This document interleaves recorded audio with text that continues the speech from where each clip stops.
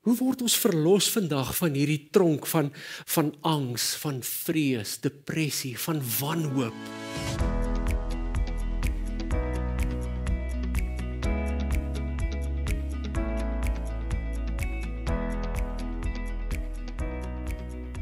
Ons trek daarom al oor die helfte van die boek Handelinge.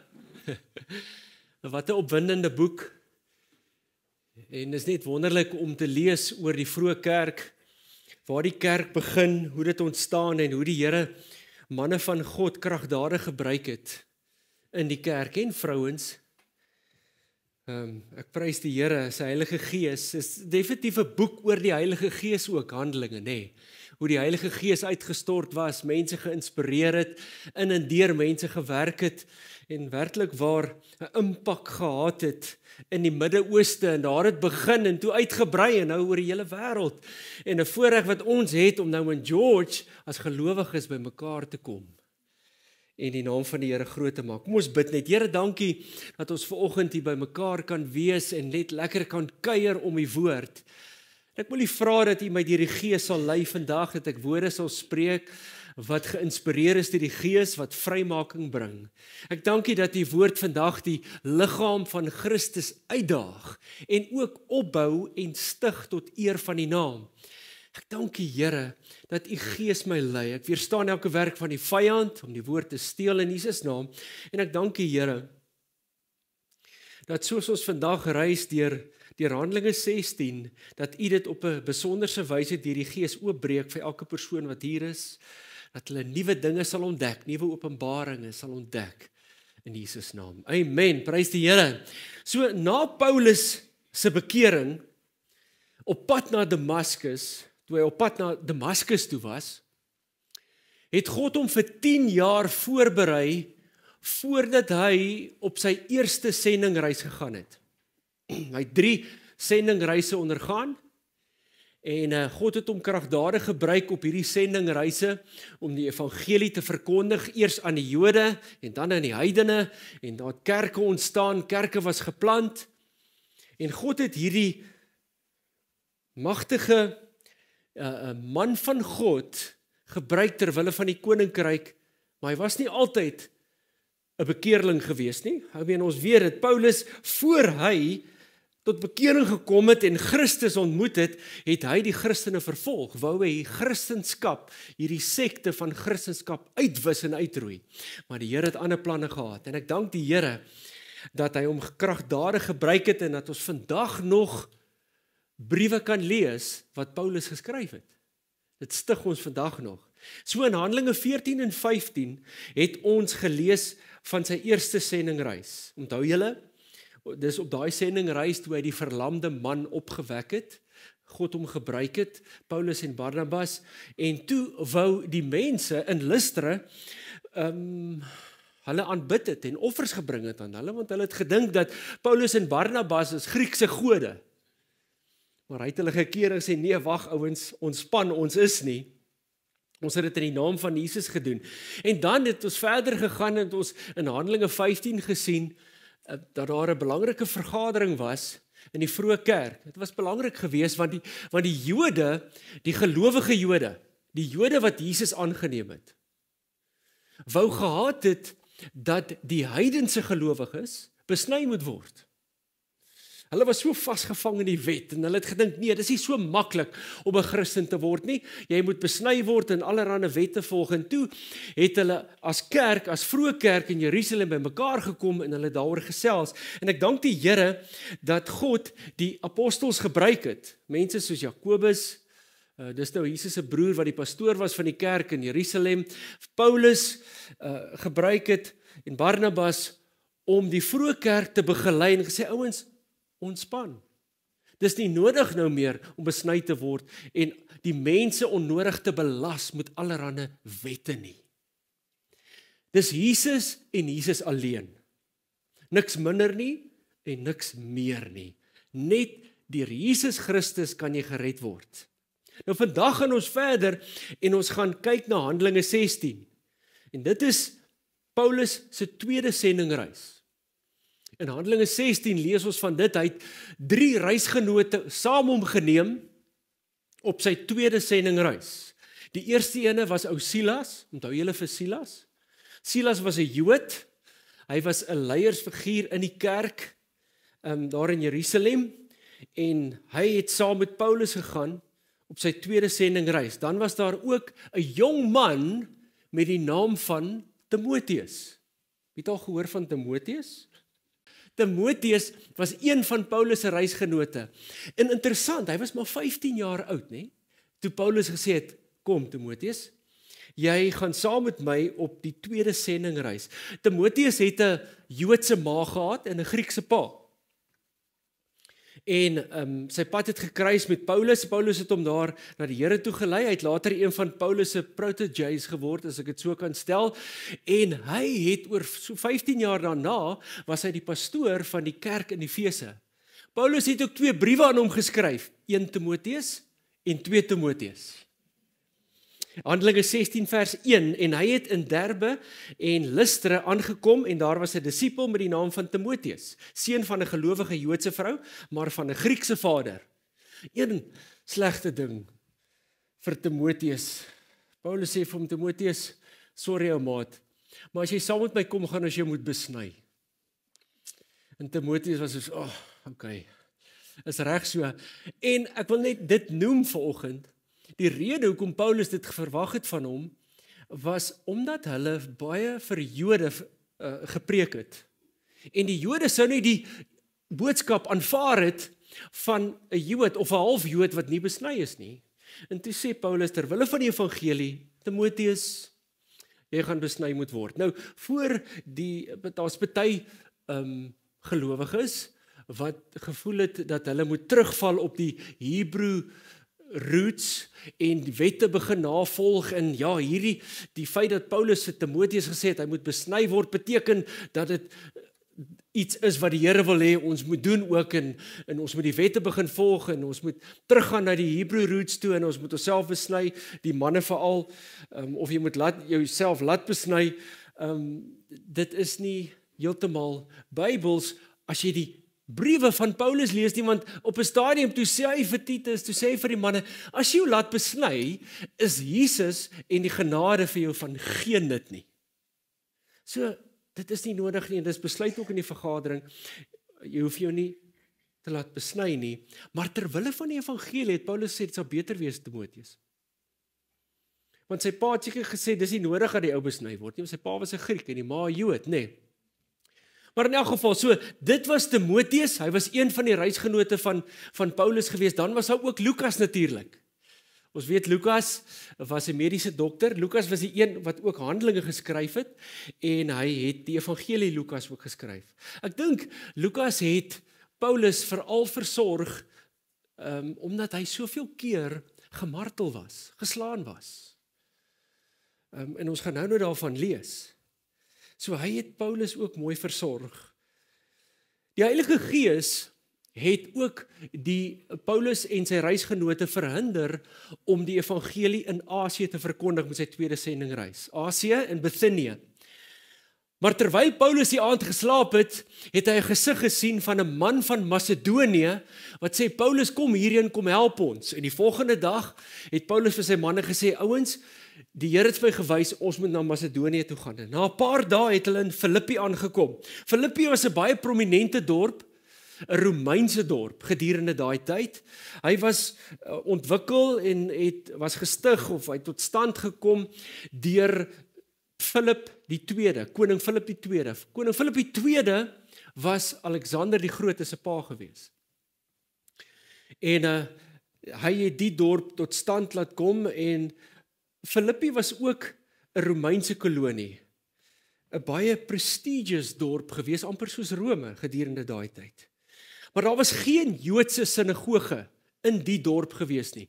Onthou, oral waar Paulus hulle gegaan het, as hulle by 'n dorp aangekom het, het hulle heel eers na die sinagoge toe gegaan, en daar het hulle die evangelie gaan verkondig, eers aan die Jode, en dan aan die heidene. Oor die algemeen het die Jode 'n probleem gehad met dit, en dat hulle vir die heidene die evangelie verkondig. Maar in Filippi, omdat daar te min Joodse mans was was daar nie 'n sinagoge nie. As daar minder as 10 Joodse mans is in 'n dorp, is daar nie 'n sinagoge nie. Meer as dit, dan het hulle 'n sinagoge gebou. So hulle het na die rivier toe gegaan, afgestap rivier toe, en daar by die rivier, Paulus, Lukas, Silas en Timoteus, het hulle gaan bid. En hulle het 'n paar interessante mense ontmoet. Onder andere 'n vrou met die naam van Lydia, die purperverkoopster, 'n baie suksesvolle besigheidsvrou. En interessant, Lydia was die eerste bekeerling in Europa gewees. En sy het die Here ontmoet. Kom ons lees gou daar Handelinge 16 vers 14 en 'n vrou met die naam van Lydia, 'n purperverkoopster van die stad Thyatira, 'n godsdienstige vrou, het geluister. Die Here het haar hart geopen om ag te gee op wat deur Paulus gesê is. En toe sy en haar huisgesin gedoop is, het sy by ons aangedring en gesê: "As u oordeel dat ek in die Here glo, kom dan in my huis en bly daar." En sy het ons gedwing. Never mind of die manne hastig was en op pad iewers anders heen. Die vroulike geslag se oortuigingsvermoë, nê. So 'n bietjie manipulasie daar. En Paulus hulle was soos, "Okay, kom ons gaan nou maar en ons bly 'n dag of 2 oor by Lydia." Kom ons lees verder, vers 16. En terwyl ons op pad was na die bidplek, elke dag het hulle seker nou maar by die rivier gaan bid, kom 'n slavin met 'n waarsêende gees en ons tee, wat vir haar eienaars deur waarsêery groot wins ingebring het. Dis 'n slavin, 'n jong vrou wat demoonbesete was. Sy het 'n demoon gehad, 'n waarsêende gees, en haar voorspellings oor die toekoms van mense het vir haar eienaars baie geld ingebring. Sy was 'n fortuinverteller. As ons nou dit relevant tot vandag maak, is dit seker nou maar die tannie wat in haar karavaantjie daar op die hoek van die straat bly en waar mense betaal om te gaan hoor wat kamstig in hulle toekoms gaan gebeur. So hierdie mense het na haar toe gegaan, er baie geld betaal en dat sy hulle nou vertel oor die toekoms. Wat gaan in hulle toekoms gebeur nou? Die duiwel kan nie die toekoms, hy weet nie regtig wat in die toekoms gaan gebeur nie. Hy weet wel wat in jou lewe aangaan. En omdat hierdie vrou gebruik gemaak het van demoniese aktiwiteite, wanneer iemand na haar toe gaan, dan die demone goed aan haar openbaar. Sy kon vir jou sekerlik gesê het, okay, jy het 'n broer wat se naam Piet was en 'n sussie wat Sunny was en julle het in julle verlede het julle verskriklik beklei en daar's konflik en julle praat nou nog nie met mekaar nie. Dis moontlik, want die demone weet sulke goed. En dan is die mense gewoonlik soos, nog niemand het vir hierdie vrou dit moet wat sy nou ook al gaan sê oor my toekoms moet waar wees. En dan maak hierdie persone allerlei voorspellings oor die toekoms wat en baie keer is dit 'n hit and run, maar ander kere is dit meest oor die algemeen is dit maar net 'n pot nonsens. Maar mense het geld betaal, want baie mense het 'n obsessie om te weet wat in die toekoms gaan gebeur. Is dit nie so nie? Mense wil weet wat gaan gebeur in die toekoms. Selfs Christene vind dit baie opwindend om te hoor wat in hulle toekoms gaan gebeur. En God gebruik wel profete of mense wat die gawe het van profesie of profete in die liggaam om vir ons dinge te vertel soms oor ons toekoms. Maar ons moet versigtig wees oor dit ook. En ons as gelowiges moet versigtig wees om profete soos fortuinvertellers te hanteer. Nou profete het al baie keer vir my dinge oor my toekoms geprofeteer. Ek onthou toe ek jonger was. Ek dink het ek 'n gesig gehad wat sê profeteer oor my. Ek weet nie of daar van julle is wat dit al ervaar het. Maar elke liewe profeet of persoon wou iets oor my profeteer en sê jy moet met daai vrou trou of jy gaan dit wees en dit. En van die goed het wel gebeur. Maar oor die algemeen het ek besef dat die ou wat profeteer oor my toekoms was gewoonlik 'n bevestiging van iets wat die Here reeds in my hart geplaas het. En die dinge wat nie so akkuraat was nie, het ek nou maar al geleer om net een kant toe te skuif. Met die een profeet het eendag vir my gesê, ek het vir hom seker intelligent gelyk omdat ek nog altyd 'n bril gedra het. Toe sê hy, jy was nog altyd goed met wiskunde. En ek soos, Dan wil ek nou nie voor almal vir hom sê, nee, dis nie waar nie. So, ons moet maar versigtig wees, profete maak ook foute, maar ek dink dat in die liggaam van Christus moet ons dit op die regte manier hanteer, want dit is die Heilige Gees wat iets aan 'n persoon openbaar, sodat jy gestig word, of opgebou kan word, maar die hoofrede vir die profeet vandag in die kerk, is om die liggaam van Christus in lyn weer te bring met God se woord. Ek dink dis die heel belangrikste. Maar in elk geval, hierdie jong dame, hierdie slavin, het definitief nie die Heilige Gees gebruik om hierdie voorspellings te maak nie. Daar was 'n demoniese gees wat werksaam was in haar lewe. En ons lees daar in vers 17, sy het Paulus en ons gevolg en geskreeu en gesê, hierdie manne is dienaars van God, die Allerhoogste, en hulle verkondig aan julle die weg van verlossing. Dis nogal die waarheid, nee? Dit was nie alleen nie. Maar daar was 'n probleem gewees. Jy sien ouens, die Grieke en die Romeine wat gewoon het in Filippi, as hulle hoor iemand sê, hierdie persone is dienaars van God, dan dink hulle definitief nie aan die God van Israel nie. Of ons hemelse Vader wie ons dien nie. Hulle dink aan een of ander Griekse god, so Zeus, een van daai gode. So sy was eintlik slegte bemarking vir die evangelie gewees. Die vyand het haar gebruik om die evangelie kragteloos te maak en misleiding te saai in die gemeenskap. En ook, jy weet, die Jode wat daar was, wat ook gehoor het wat hierdie vrou gesê het, dit het hulle ook laat twyfel in die boodskap wat Paulus hulle verkondig het, want hulle het baie goed geweet wie hierdie vrou was. Hulle het geweet sy is 'n waarsêer. En onthou, in die wet was die volk gewaarsku teen enige iemand wat 'n medium is wat demone raadpleeg of na iemand toe gaan, ja, wat hierdie tipe van dinge doen. Hulle mag dit glad nie gedoen het nie. En hier's hierdie vrou en hulle weet wat sy doen en sy sê dat die boodskap wat Paulus hulle verkondig is die enigste weg of die weg na God toe. So dit was sleg geweest vir hulle. Dit was nie goed nie en die vyand het haar gebruik, maar dit het nie lank aangehou nie. Toe het Paulus iets gedoen. Vers 18, en dit het sy baie dae lank gedoen, maar baie ontevrede daaroor. Met ander woorde, Paulus het genoeg gehad, het hy hom omgedraai en vir die Gees gesê, ek beveel jou in die naam van Jesus Christus om uit haar uit te gaan. En hy het op dieselfde oomblik uitgegaan. Amazing hoe God Paulus hier gebruik het om hierdie vrou te bevry. Wat 'n goeie dag was dit nie vir haar gewees nie. Maar nie vir haar eienaars nie. Want nou kon sy nie meer vir hulle geld inbring nie. Hulle kon haar nie meer misbruik en uitbuit om mense se toekoms te voorspel nie. En hulle het vir Paulus en Silas blameer. Kom ons lees daar in vers 19. En toe haar eienaars sien dat die hoop van hulle wins weg was, het hulle Paulus en Silas gegryp en hulle na die mark voor die owerheid gesleep en hulle voor die regters gebring en gesê, hierdie manne bring ons stad in opskudding omdat hulle Jode is. Kyk, ek verstaan die Jode het in baie dorpe probleme veroorsaak.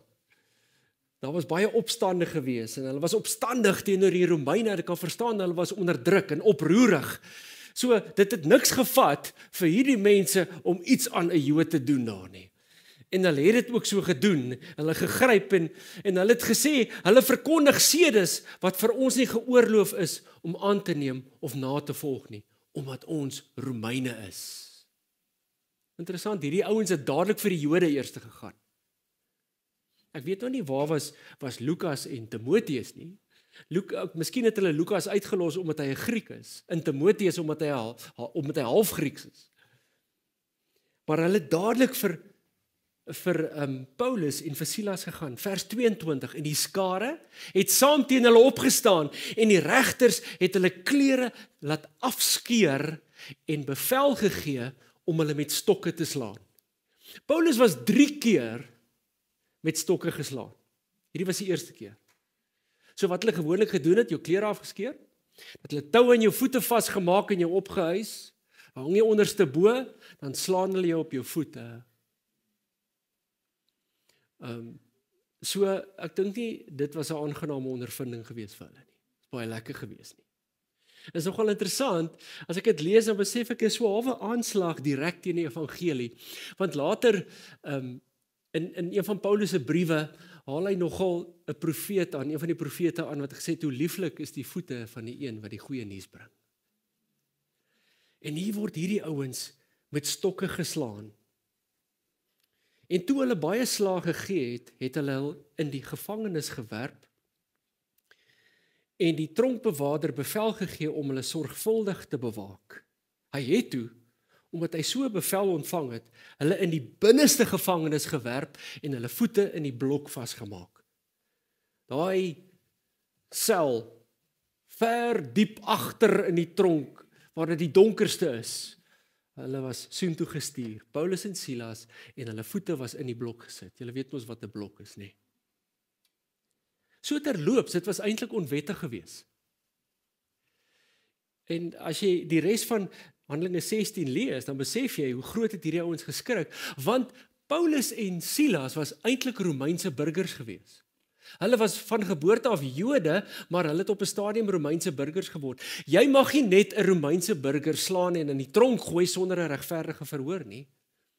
So hulle het hierdie ouens gegryp en net in die tronk gegooi. En daar sit Paulus en Silas in hierdie tronk. Wat doen hulle toe? Wat het die twee manne gedoen? Al wat hulle kon doen was om te bid en te sing. Hulle het gebid en gesing.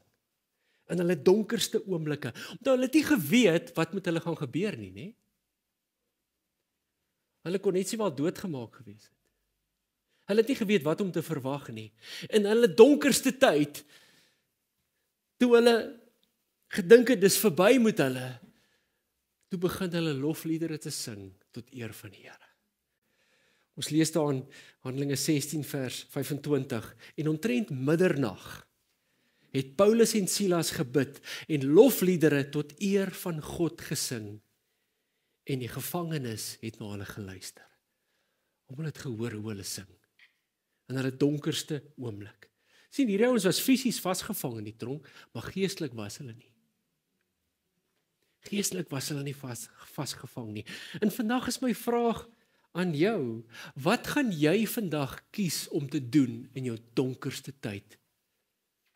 In jou storm, in jou duisternis, in daai tronk waarin jy vasgevang voel.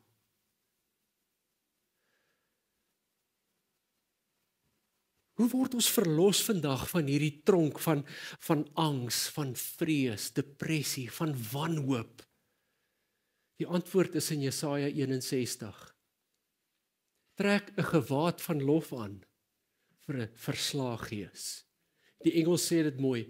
Put on the garment of praise for the spirit of heaviness. Put on the garment of praise for the spirit of heaviness. Jy sien, ons lofprysing is vir my 'n profetiese aksie van oorgawe en geloof, nê. Here, ek gee oor. Ek plaas my vertroue in U. Dis net U wat ek nou aan kan vashou. Daar's nie meer 'n plan B, C of D. Daar's niks anders nie. Ek kan net aan U vashou op hierdie stadium in my lewe.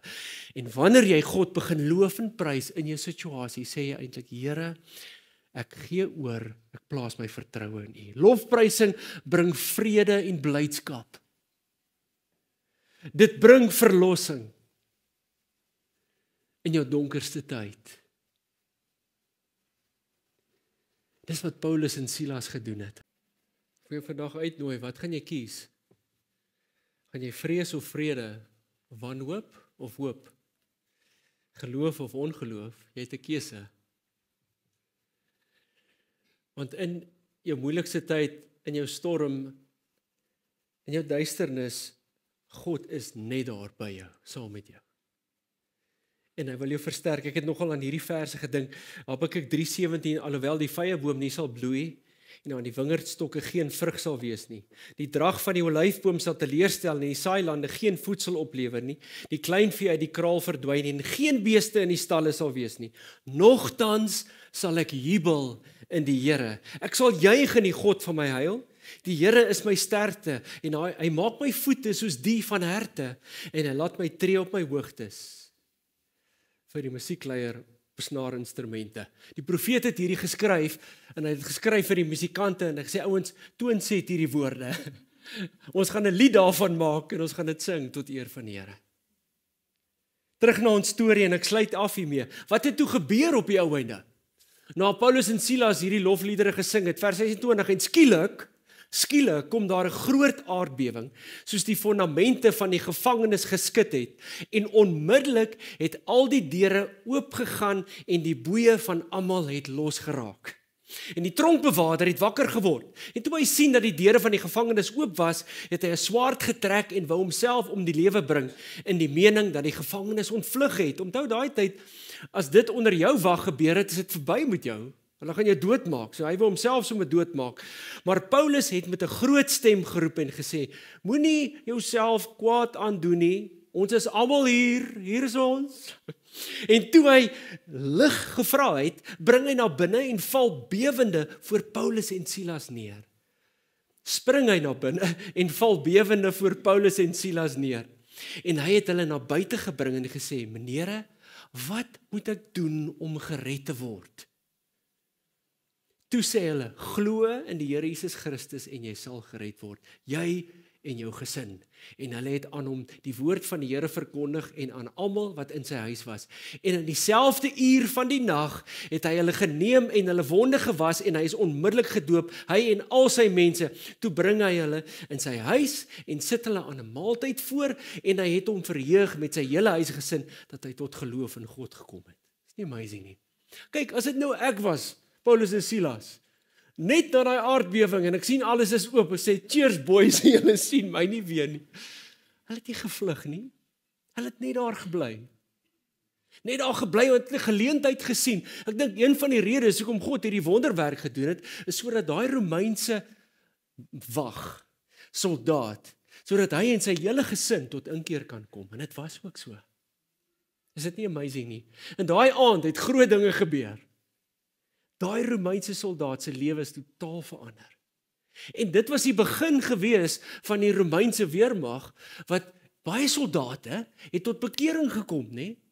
Baie van hulle, Paulus toe hy onder huisarrest was, elke Romeinse soldaat wat hulle aan die ou vasgeketting het, het hy na die Here toe gelei.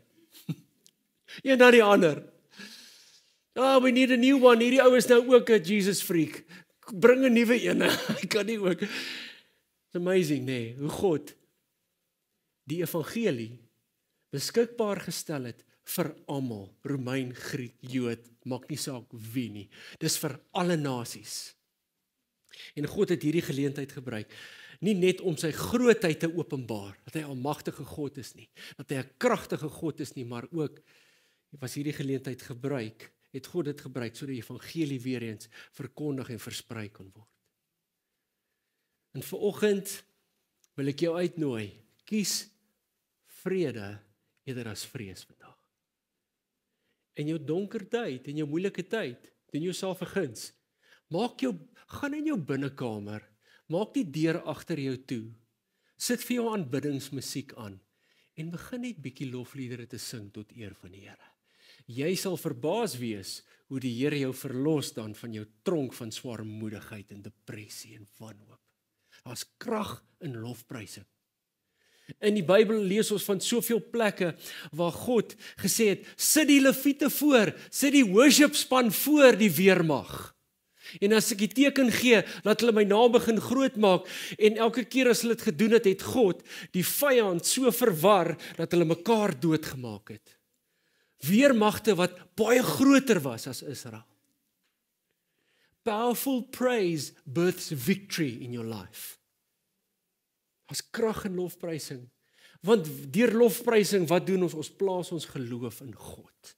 Soos Here, ek kan dit nie op my eie doen nie. Ek het nie die vermoë om dit te doen nie. Ek is verslae, ek is oorwin, ek het niks meer oor nie, maar ek kies vandag om oor te gee en my geloof in U te plaas. Ek loof en prys U vir die oorwinning. Kom ons sluit die oë. Vader, in Jesus naam, dank ek U, Here, dat U 'n getroue God is, 'n almagtige God is, Here. Dankie Vader dat U elkeen van ons se omstandighede so goed ken vandag. En vandag Here wil ons net terugval op U getrouheid en U liefde en ons wil sê Here, ons gee oor, ons plaas ons geloof in U, ten volle in U. Here, want ons weet waar ons krag vandaan kom. Ons besef net weer eens vandag en ons verklaar dit ook vandag. Sonder U is ons niks nie, Here. Ons het U nodig, meer as nog ooit. Ek dank U, Here, dat U vanoggend mense versterk wat vasgevang is in 'n tronk van depressie of moeilike omstandighede of wanhoop. Here, dat U vandag vir hulle nuwe krag gee in Jesus naam. Versterk hulle vandag in Jesus naam. Ek dank U, Here. Ons loof U en ons aanbid U, Here, in Jesus naam. Amen, amen.